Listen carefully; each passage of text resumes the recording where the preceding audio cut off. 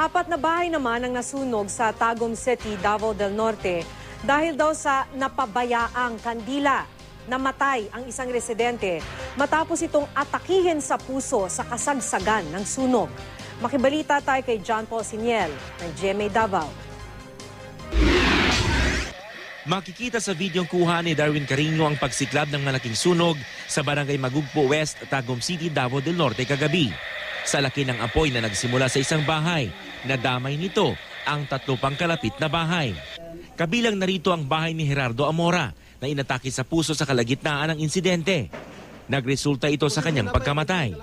Ayon sa ilang residente, posibleng ang napabaya ang kandila ng isang border sa isa sa mga nasunog na bahay ang ugat ng sunog. Nagka-brownout kasi sa lugar bago ang sunog. Kanang nagarkila dito ng laba, ngit-ngit na. So, doon ka siguro itong kandila.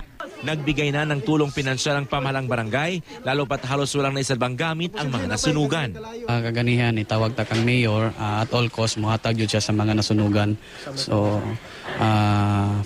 finances siguro, mga food assistance. Patuloy naman ang ginagawang investigasyon ng mga bumbero sa insidente. Inaalam pa rin ang halaga ng mga natupok na ari-arian. John Paul Siniel, Nagbabalita, Pilipinas.